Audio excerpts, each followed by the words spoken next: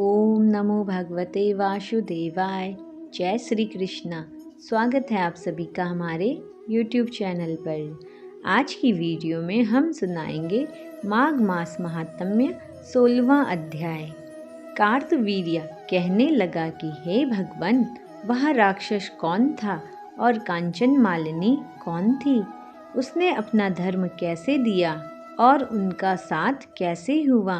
हे ऋषि, अत्रि ऋषि की संतानों के सूर्य, यह कथा सुनाकर मेरा कौतूहल दूर कीजिए। तब दत्तात्रेय जी कहने लगे कि राजन, इस पुरातन विचित्र इतिहास को सुनो। कांचन मालिनी नाम की एक सुंदर अप्सरा थी, जो माघ मास में प्रयाग में स्नान करके कैलाश पर जा रही थी। तब उसको मार्ग में जाते हुए हिमालय के कुंज से एक राक्षस ने देखा। उस सोने जैसी तेज वाली, सुंदर कटी वाली, बड़े बड़े नेत्रों वाली, चंद्रमुखी, सुंदर केश और पीन पयोधर वाली सुंदर अप्सरा को देखकर उस राक्षस ने कहा कि हे सुंदरी कमल नयनी, तुम कौन हो और कहाँ से आ रही हो? तुम्हारे वस्त्र भीगे हुए क्यों हैं? तुम आकाश मार्ग से कहाँ जाती हो और किस पुण्य के प्रताप से तुम्हारा शरीर ऐसा तेजस्वी और रूप ऐसा मनोहर है?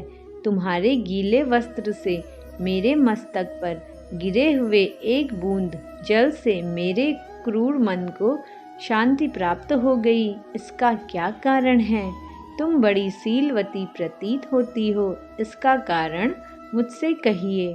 अप्सरा ने कहा, हे राक्षस सुनो, मैं काम रूपिणी अप्सरा हूँ। मैं प्रयाग में संगम में स्नान करके आ रही हूँ। इसी से मेरे वस्त्र भीगे हैं।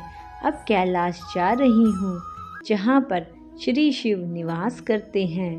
त्रिवेणी के जल से मेरी सब क्रूरता दूर हो गई है, जिसके पुण्य के प्रभाव से मैं इतनी सुंदर और पार्वती जी की प्रिय सखी हुई।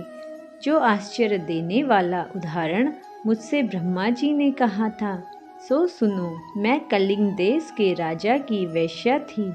रूप लावण्य और सुंदरता में अपूर्व थी। मेरी सुंदरता पर सारा नगर मोहित था और मैंने अनेकों प्रकार के भोग भोगे।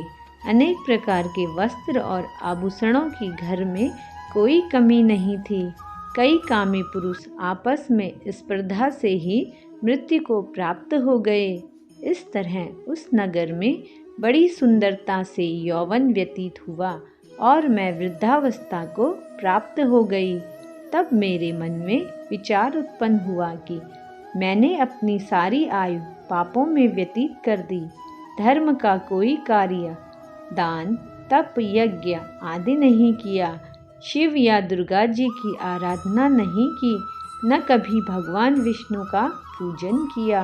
इस प्रकार अशांत चित्त से मैंने एक ब्राह्मण की शरण ली, जो वेदों का ज्ञाता और ब्रह्मनिष्ठ था। मैंने उससे पूछा कि मेरा उद्धार किस प्रकार हो सकता है। महाराज, साधु सज्जन, अच्छे और बुरे सभी पर दया करते हैं, इसलिए मुझ दीन पर भी कृपा करके मुझ कीचड़ में डूबी हुई को पकड़कर उबारिए। क्षीर सागर क्या हंस को ही दूध देता है, बतख को नहीं देता। तब वह ब्राह्मण राजा का पुरोहित इन सब बातों को सुनकर मुझ पर दया करके कहने लगा कि तू ब्रह्मा के क्षेत्र प्रयाग में जाकर माघ मास में त्रिवेणी संगम में स्नान कर, परंतु मन में अशुभ क्रिया का विचार नहीं करना। पापों के नाश के लिए महर्षियों ने तीर्थ स्नान से अधिक और कोई प्रायश्चित नहीं बतलाया। प्रयाग में स्नान करने से तू अवश्य पवित्र होकर स्वर्ग को जाएगी। हे भामिनी, पुराने समय में गौतम ऋषि की स्त्री को देखकर इंद्र ने काम के वशीभूत होकर कपट वेश में उससे भोग किया था। इसलिए ऋषि द्वारा शाप दिया गया और उसका शरीर अत्यंत लज्जा युक्त हजारों भागों वाला हो गया। तब इंद्र नीचे मुँह करके अपने पाप कर्म की बुराई करने लगा।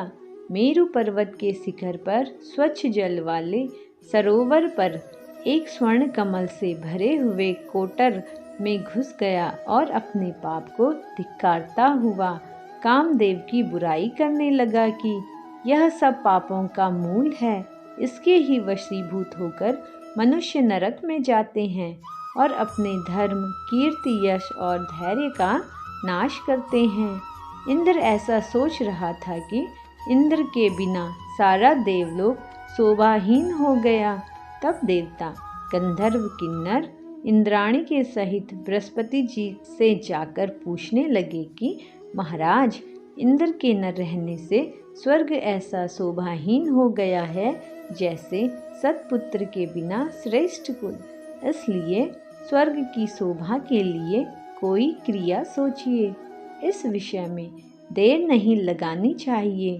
तब बृहस्पति जी कहने लगे कि इंद्र ने बिना सोचे विचारे जो कर्म किया है उसका फल भोग रहा है, सो वह कहाँ है, मैं यह सब जानता हूँ। फिर गुरुजी ने सबको साथ लेकर स्वर्ण कमलों से युक्त बड़े सरोवर में इंद्र को देखा, जिसका मुख मलिन और आंखें बंद थी। तब इंद्र ने बृहस्पति जी के चरणों में पड़कर कहा कि इस पाप से उद्धार करके आप मेरी रक्षा कीजिए। तब बृहस्पति देव जी ने इंद्र से कहा कि प्रयाग में स्नान करने से ही तुम पाप मुक्त हो जाओगे। तब इंद्र सहित सबने ही प्रयाग में जाकर संगम में स्नान किया और त्रिवेणी स्नान से इंद्र पाप मुक्त हो गए। तब बृहस्पति जी ने इंद्र को वरदान दिया कि तुम्हारे शरीर में जितने भग हैं सब नेत्र हो जाएं। तब इंद्र ब्राह्मण के वर से हजारों नेत्रों से ऐसा सुशोभित हुआ जैसे मानसरोवर में कमल शोभायमान होता है। तो यह था 16वें अध्याय का माघ महात्म्य। इसी के साथ 16वें अध्याय का समापन हुआ। उम्मीद करते हैं आपको वीडियो अच्छी लगी होगी, तो वीडियो को लाइक और चैनल को सब्सक्राइब करना ना भूलें। जय श्री कृष्णा।